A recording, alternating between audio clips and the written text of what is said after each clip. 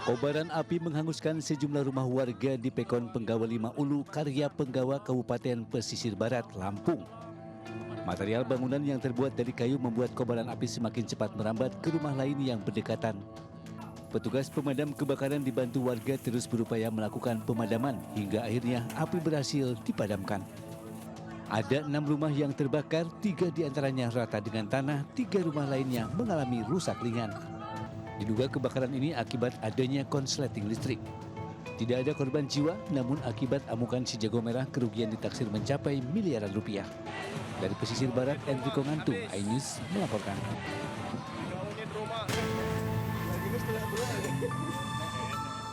Pengacara asal Solo Muhammad Taufik sebagai pihak penggugat mendatangi Pengadilan Negeri Solo bersama sejumlah kuasa hukumnya untuk menghadiri sidang perdana dalam perkara ijazah Presiden ke-7 Joko Widodo. Taufik tidak berkomentar saat ditanyai sejumlah persiapan sidang oleh awak media. Sidang gugatan ijazah Presiden ke-7 Joko Widodo sendiri digelar di ruang Suryadi. Sidang sempat diskorsing selama 20 menit karena kuasa hukum tergugat 3, yakni Semat 6 Solo belum didaftarkan. Sementara itu, sebagai pihak tergugat 1, Jokowi sendiri tidak bisa hadir dan diwakili kuasa hukumnya. Menurut kuasa hukumnya, Jokowi tidak bisa hadir karena menjadi utusan khusus Presiden Prabowo untuk melakukan layatan ke Vatikan atas meninggalnya Paus Fransiskus. Kuasa hukum Jokowi juga menyebut agenda sidang perdana kali ini adalah mediasi. Dalam mediasi tentu saja saya ingin mengetahui terlebih dahulu resume yang dibuat oleh pihak penggugat seperti apa tuntutannya kepada pihak tergugat. Nah, setelah mengetahui apa yang dibuat oleh penggugat melalui kuasa hukumnya berupa resume, saya baru bisa konsultasi kepada Pak Jokowi apakah perlu dipenuhi atau tidak. Jadi saya tidak bisa untuk memutuskan seketika tanpa terlebih dahulu untuk melakukan konsultasi dan koordinasi dengan Pak Jokowi. Setidaknya ada 4 pihak yang menjadi tergugat dalam kasus ijazah Jokowi ini. Selain Jokowi sebagai tergugat 1, kemudian ada KPU Kota Solo sebagai tergugat 2, Semat 6 Solo sebagai tergugat 3, dan Universitas Gadjah Mada UGM sebagai tergugat 4. Sidang dipimpin Ketua Majelis Hakim Putu Gede Haryadi dengan anggota Suktigna dan Wahyuni Prasetyaningsih. Dari Solo, Jawa Tengah, Septian Toro, iNews melaporkan. Presiden Prabowo menerima kunjungan Perdana Menteri Fiji, Siti Feni Rabuka di Istana Merdeka, Jakarta. Kehadiran PM Rabuka disambut pasukan kehormatan. Upacara kehormatan kemudian digelar di halaman istana dengan diiringi lagu kebangsaan kedua negara. Agenda kemudian dilanjutkan dengan pertemuan 4 mata untuk membahas penguatan kerjasama bilateral. Dalam pertemuan hari ini, kita telah membahas hubungan bilateral, apa-apa yang telah menjadi kesepakatan antara kedua negara di saat-saat yang lalu akan kita teruskan.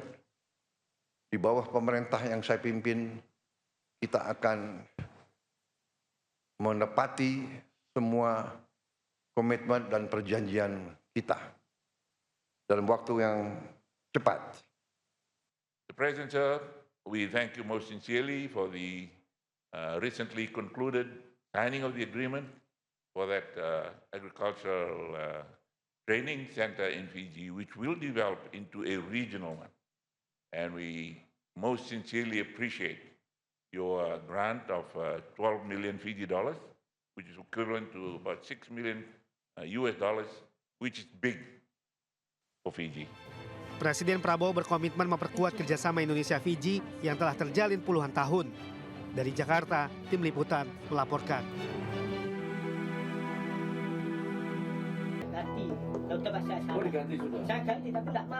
Setelah peranan ijazah dan potong gaji karena sholat Jumat di perusahaan milik Jan Hua Diana, kini polemik hampir serupa terjadi pada karyawan sebuah toko tekstil di Surabaya.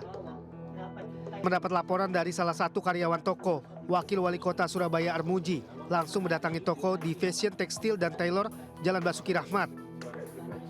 Saat bertemu dengan pemilik toko tekstil asal India ini, Armuji langsung terlibat perdebatan. Armuji menegur pemilik toko yang memberlakukan sholat Jumat bergilir pada karyawannya. Pemilik toko membagi 2 kelompok karyawan untuk aktivitas sholat Jumat. Jika Jumat ini giliran kelompok 1, maka Jumat berikutnya untuk kelompok 2. Sementara kelompok yang tidak Jumatan tetap melayani pembeli di toko tekstil tersebut. Tadi itu ada sholat Jumat yang digilir, ya kan nggak boleh. Tapi perusahaan akan memperbaiki. BPJS nanti semuanya akan dikasih. Jam kerja yang 12 jam itu tadi. Kan ini melebihi pelanggaran tenaga kerja. Sementara itu pemilik toko Prakas mengakui dirinya ada kesalahan soal pembagian kelompok karyawan untuk Jumatan. Mereka juga kita kasih tahu jam kerja kita secara lisan. Nah, nanti kita akan perbaiki itu, Pak. Tidak ada masalah, Pak. Kan kita kan kalau bisa ya memperbaiki lah, Pak. Selain itu Armuji juga mendesak pihak pemilik toko agar menghentikan jam kerja hingga 12 jam karena melanggar peraturan yang berlaku dalam ketenagakerjaan sebanyak 8 jam sehari. Dari Surabaya, Jawa Timur, Hari Tambayong melaporkan.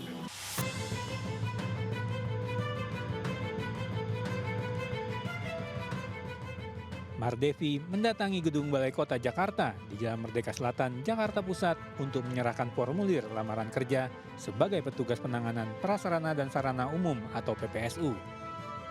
Dengan usia yang sudah lanjut, Mardevi berharap lamaran kerjanya bisa diterima untuk memenuhi kebutuhan sehari-hari dan membiayai kuliah anaknya. Supaya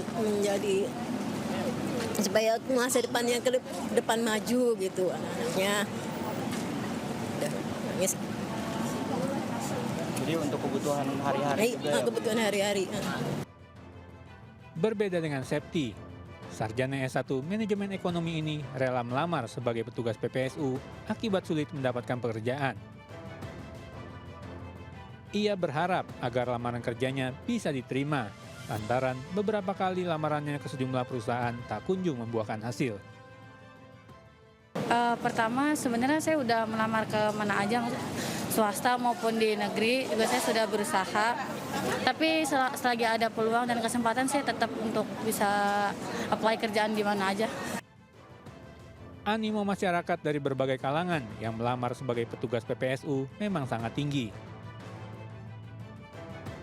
Sebelumnya, ribuan warga berdesak-desakan memenuhi halaman Balai Kota Jakarta untuk mendaftarkan diri menjadi anggota PPSU.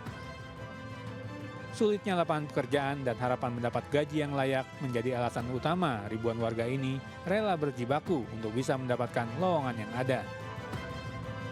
Dari Jakarta, Rani Sanjaya, iNews melaporkan.